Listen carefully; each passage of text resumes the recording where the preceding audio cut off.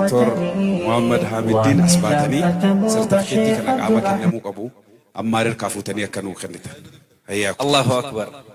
الله أكبر. أبو ربي يعمل كيس. خوتا تكبير الله أكبر. دقيقة تك وما إيرتو إن شاء الله. أيه خوتا. السلام عليكم ورحمة الله وبركاته. عليكم السلام ورحمة الله. إن شاء الله دقيقة مراسة يفهمون وجوتني.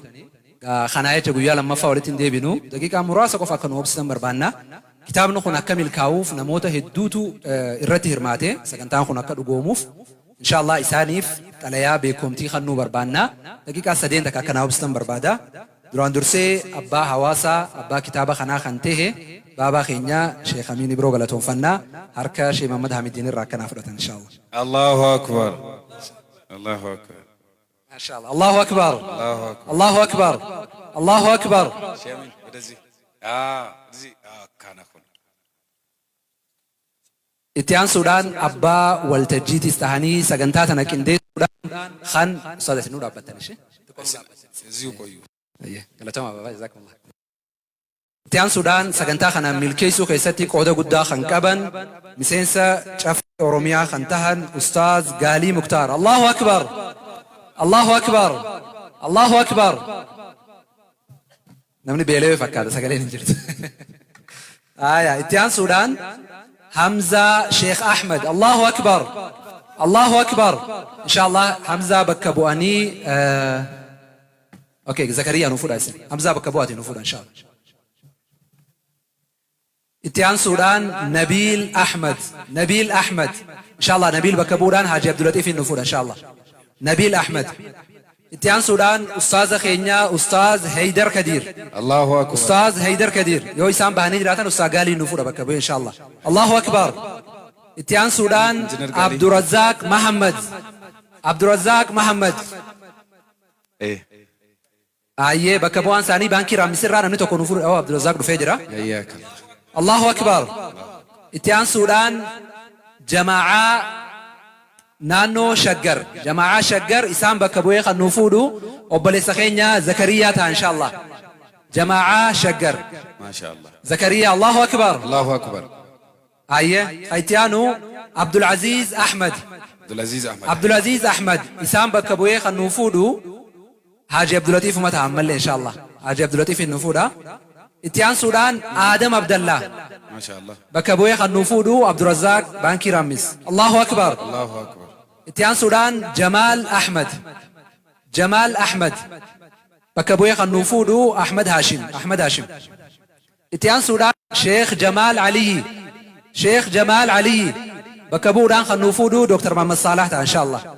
إتيان سودان شيخ محمد نور أحمد مسا بارلما إثيوبيا. الله أكبر. الله أكبر. الله أكبر. الله أكبر. خشي جمال خنا.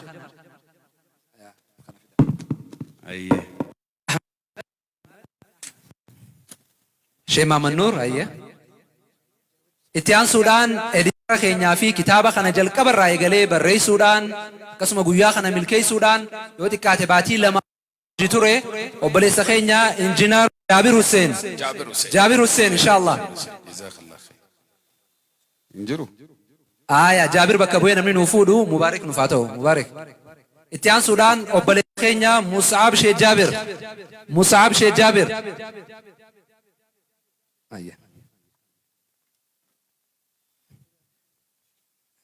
إتيان سودان غري أهل الخير تن كندا في أمريكا جرتو. مصعب شيخ جابر. جابر إتيان سون غري أهل الخير أمريكا في كندا خان أوغاز فرحانين هوغنمان دكتور الدين فخي ساكب دكتور أوبسا أبو إبراهيم أبو يونس أبو يوسف عبد الله شيخ صالح أقسم أبو خدير محمد خان بكبوين وفودو وبليتي تينيا سارة حسن تات إن شاء الله. تكبير. سارة حسن قرول تجي. تكبير. الله أكبر. الله أكبر. إتيان سودان جماعة بلبلا بكبودان جماعة بلبلا بكبودان خنوفودان إمامة غندساني خنتهن شيخ ياسين أحمد. إتيان سودان عبد العزيز محمد. فرمنا روخانا إن شاء الله دبري. كينيوتي شيء ياسين أيد فاجرني jajjabaadha namnis dadhabee jira اتيان سودان أمير حامد حامد waluma duukaa yaa اتيان سودان عبد السلام محمد بكبوي خنوفودو أوبليسينيا مصاب شيخ جابر اتيان سودان أبو نجيب علي نور حسين واو شيخ علي نور حسين خاكم ربلا ما عشان تمين فرقتي ما شاء الله دكتور سيد أبسيبني اتيان سودان حاجي عبد اللطيف شيخ أحمد أو ما حاجي عبد اللطيف شيخ أحمد اتيان سودان حاجي مختار محمد حاجي مختار محمد اتيان سودان أستاذ سفيان عثمان واو أستاذ سفيان عثمان اتيان سودان سهيب شيخ أمين سهيب شيخ أمين صهيب شيخ أمين دفي أسمان أسترمو اتيان سودان غري أفريقيا تن حاجي محمد يندور فهمتو تن شيخ خليل في كيسا قبدو شيخ داود شقا اسماعيل روبا طاهر عبد العزيز محمد جمال واريو عبد الجبار هاشم بيان طيب وفي ابراهيم في كيسا قبدو قن هندي وريرتي هرماتي جماعه ساوث افريكاتي ان شاء الله سام بكبون بابا كينيا شيخ امين برون الله مرتي سحوني بابا تها سمبودا ابوتي وديتي إيش كم جرمان أستورتي بدأ سعادة ليوس توتا ليوس يشلمال أباتاچن شيخ حجين دامچن دكتور شيخ حجي إبراهيم توفا يمجرشا ستوتا يستالو تكبيرة كيكرتا غارا تكبير الله اكبر الله أكبر الله اكبر مشلمو سودمو የዚህ ፕሮግራም ባለቤት የሆነው ብርቅዬ ኡስታዛችን ኡስታዝ አማር ሼክ አሚን ኢብሮት ነው የሚሸለመው። ፕሮግራሙን ያዘጋጀው ይህን ሽልማት በልዩ ሁኔታ ያዘጋጀለት ታናሽ ወንድሙ ሱሀይብ ሼክ አሚን ኢብሮ ነው ያዘጋጀለት። አስቆጣ الله اكبر الله أكبر أيوة ما شاء الله እሺ ሲንኩን አቂቆት ያንተ ቢ ሲኑ ሰሊት ተርገም ተይቱ አዘቴስ ኮቲሲ እሺ አናማ በዳፈሙ ቤት ወረቃ ቤከምቲቲ ፊ الله اكبر ቦጨ ከነ ከም በዳፈሙ ኩኖ أستاذ عمار شيخ أمين إبروت بريزيدانتي منامري ديموتا إسلاموما إثيوبيا دكتورة كباجا شيخ حجي إبراهيم الكاف التاجرة بقى جمد سينجنا بقى جمدن الله أكبر الله أكبر إيه غلطوما جنان إن شاء الله أما سكنتا نغانغلا كنجرنو بابا كينيتا الفادا الله أكبر الله أكبر يا سبحان الله الله أكبر إيجا سجنتان تينيا جرى ولا باقي سيجرت ما أبص على لا قوتنا كانوا ترتن قرصا في أمس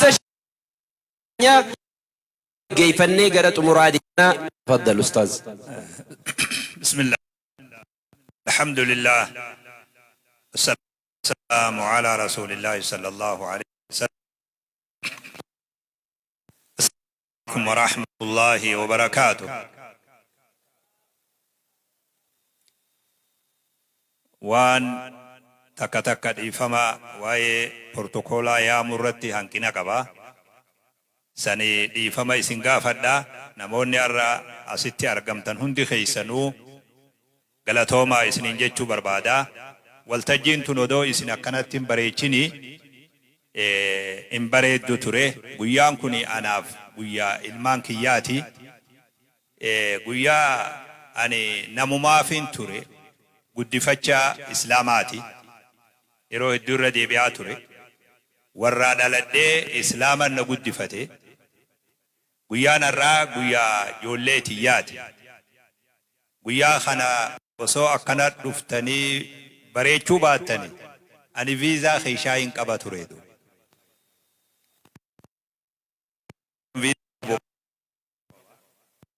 biyyatti illee na hamftan jechuudha. Guyyaa galtoomaa isiniin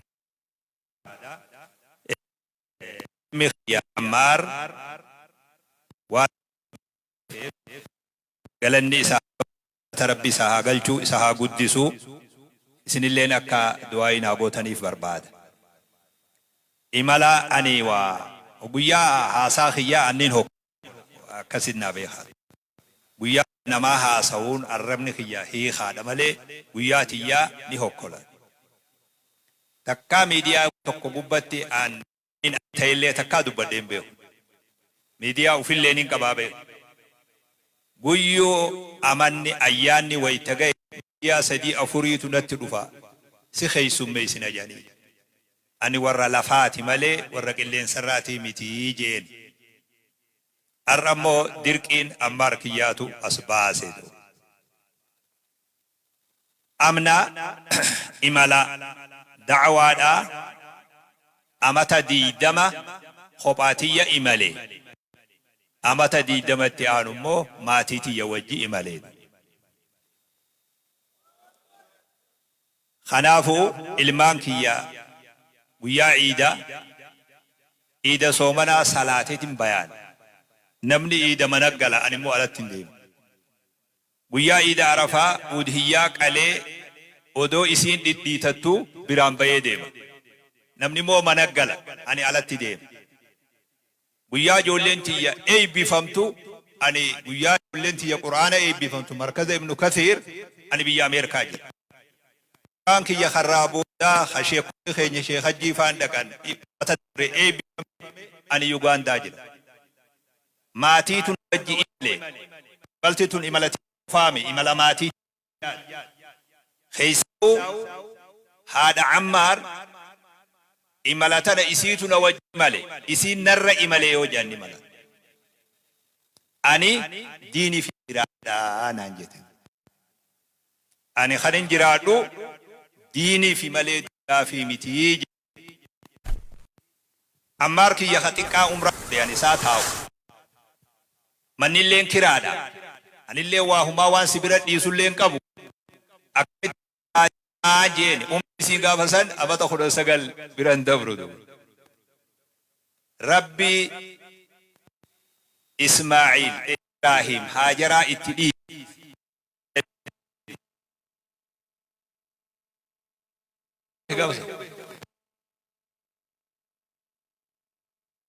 Ibrahim Nadisi imaltitun imala da Ammaar imalle isi narra imachuu barbaada. Ammaar arra kitaaba barreessu kana ana osoon tahin haadha Ammaartu duuba jira. Galatoomi jechuun barbaada isillee. Nagayaa fi fayyaan jiruu bareedduu Rabbi si haa taasisu jaalladha. Miti Sheek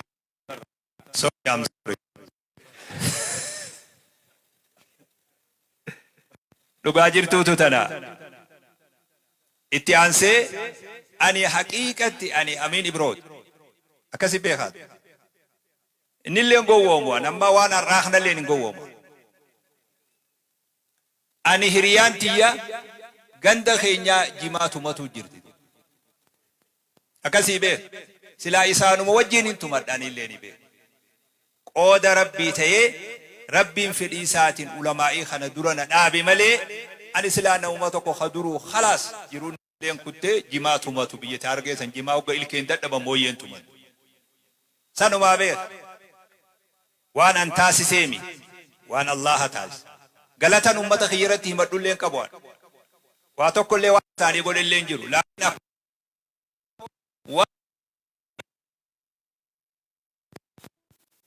Ani har'a waa namni seenan isaanii barraa'uu qabu. Kun fuula keenya dura dabre kun ammoo warra fuula kiyya dura taa'u kanatu.